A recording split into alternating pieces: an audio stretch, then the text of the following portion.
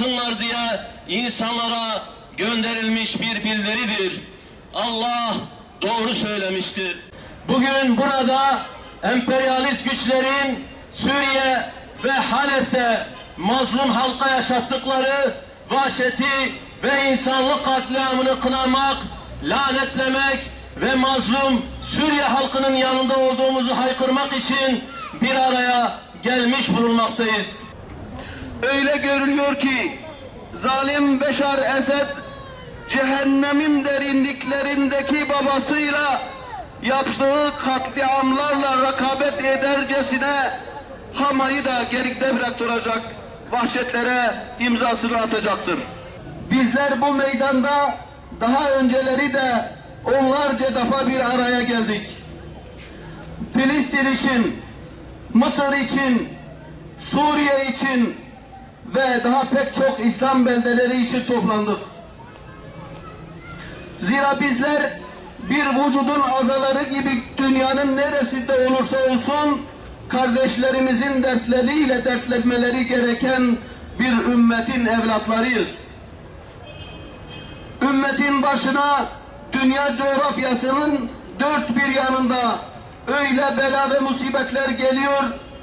Her gün farklı bir bölgede ciğerimizin bir parçası koparılıyor ki bu hal, bu durum bizim evlerimizden daha çok meydanlarda olmamızı zaruri kılıyor. Zira dökülen kanlar, yitirilen canlar, kirletilen ırzlar hayatımızda adeta lezzeti ve rahatı uzaklaştırmıştır. Bu duyarlılık elbette ki Müslüman olmamızın, mümin olmamızın bir gereğidir. Bugün ümmet coğrafyasının dört bir tarafından kardeşlerimizin, mustazaf Müslümanların iniltileri, feryat ve çığlıkları, kulaklarımızın zarını, foto ve videoları göz bebeklerimizi adeta delmektedir. Bugünlerde Suriye'de Halep'e yoğunlaşan katliamların en ağır saldırı haberleriyle matemimiz, hüznümüz katlanmış durumdadır. Zira zalimler ve onların piyonları tarafından bütün insani ve ahlaki değerleri alt üst eden saldırılar yapılıyor. Bugün burada özelde toplanmamızın nedeni Halep'te yaşanan insanlık dramıdır. Ancak Arakanlı Müslümanların da hali çok içler acısıdır.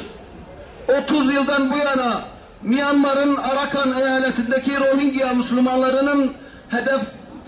Müslümanlarını hedef alan şiddet olaylarında Myanmar ordusunun ve hükümetinin azınlık olan Müslümanlara karşı giriştikleri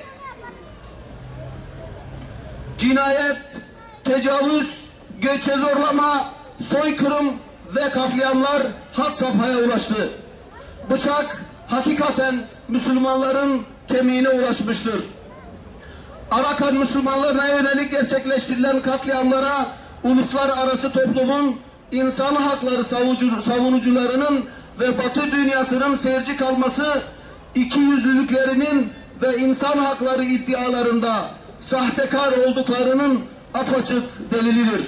Ümmeti İslam bu mazlumiyetten ancak Kur'an ve sünnet üzerinde birleşerek, kardeşleşerek, yekvücut haline gelerek kurtulabilir.